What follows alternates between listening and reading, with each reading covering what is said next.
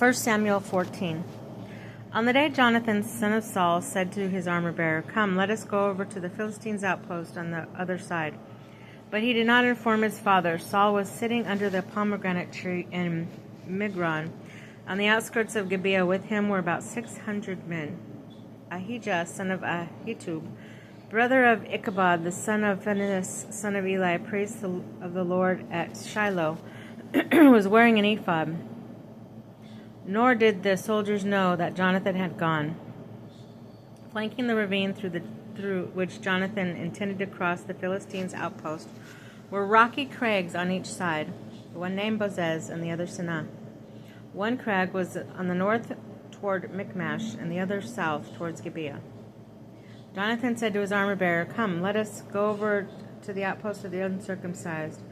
Perhaps the Lord will help us, because it is no more difficult for the Lord to grant victory by means of few than by means of many." His armor-bearer replied, "Do whatever you think best. I am with you in whatever you decide." Jonathan continued, "When we cross over to those men, we will be visible to them. If they say to us, 'Stay here, we will come to you,' we will stop where we are. We will not go up to them. But if they say, 'Come to us,' we will go up, because the Lord has delivered them into our hands. That will be our sign." When two of them came to the view of the Philistines' outpost, the Philistines remarked, "Look, some Hebrews are coming out of the holes where they have been hiding." The men of the outpost said to Jonathan, "Come here," they said, "we will teach you a lesson."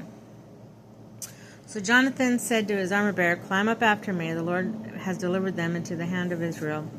Jonathan clambered up to his armor-bearer behind him. The Philistines fell before Jonathan. His armor-bearer, who had followed him, would finish them off. In the first attack, Jonathan and his armor-bearer killed about 20 men with half a furlong. Then the terror spread throughout the camp and countryside. The soldiers in the outposts and raiding parties shuddered in terror. The earth shook with awesome shuddering. "Rout the Philistines," said sentinels in Gibeah of Benjamin, saw the enemy camp and scattered and were running in all directions. Saul said to those around him, "Count the troops and find out if any of us are missing." When they had taken the count, they found Jonathan and his armor-bearer missing. Saul then said to Ahijah, "Bring the ephod here." Ahijah was wearing the ephod before the Israelites at that time. While Saul was speaking to the priest, the uproar of the Philistines' camp kept increasing. So he said to the priest, "Withdraw your hand."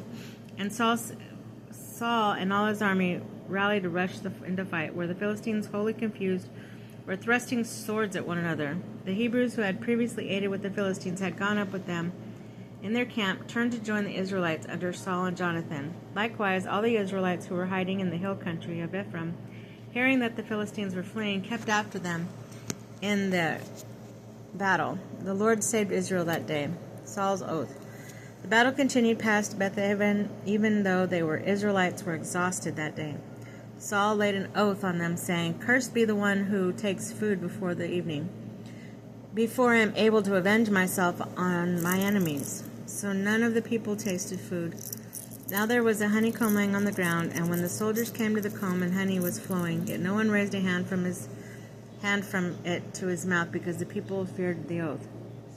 Violation of the oath. Jonathan, who had not heard his father, had put the people under oath, thrust the end of the staff, and dipped it into the honeycomb, and he raised it to his mouth, and his eyes brightened. At this, one of the soldiers spoke up.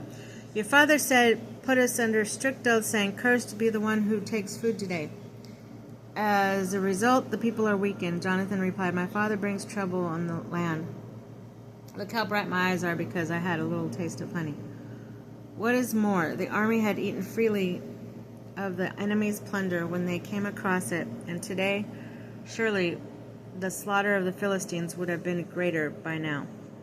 Consuming the blood. After the Philistines were routed that day from Michmash to Ajalon, the people were completely exhausted, so the army pronounced upon the plunder and took sheep, oxen, and calves, slaughtering them on the ground and eating the meat and blood in it. Informed the army was sinning against the Lord by eating meat with blood in it. Saul said, "You have broken faith.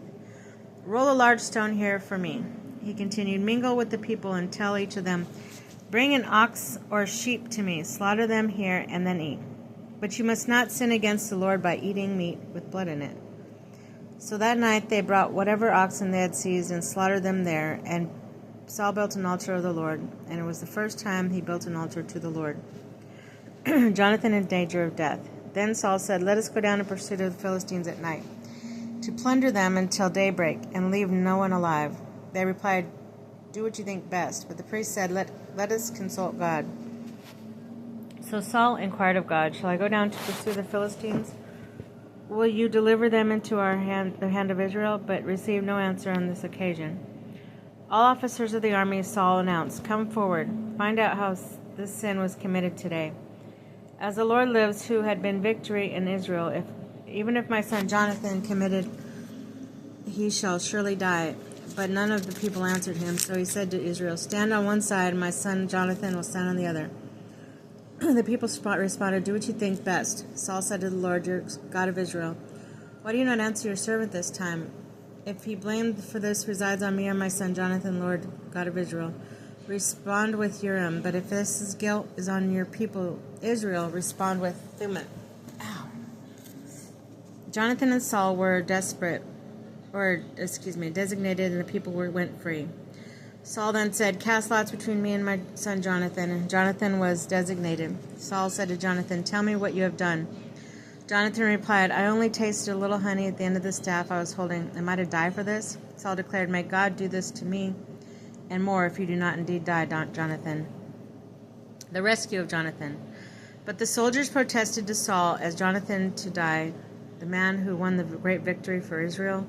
This must not be, and as the Lord lives, not a single hair of his head shall fall on the ground today." God was with him, what he did today. Thus the soldiers rescued Jonathan, and he did not die. After that, Saul gave up pursuit, and Philistines who returned to their victory into their own territory. Saul's victories. After taking possession of the kingship of Israel, Saul waged war on the enemies all around Moab, the Ammonites and Edom, the king of Zobah, and the Philistines. Wherever he turned, he was successful, and fought bravely. He defeated Amalek and delivered Israel from the hand of those who were plundering them. Saul's family. The sons of Saul were Jonathan, Ishvi, Malchishua. The name of his firstborn daughter was Merob. The name of the younger was Michal. The name of Saul's wife was Ahinoam, daughter of Ahimaaz. The son of his general was Abner, son of Ner, Saul's uncle. Kish.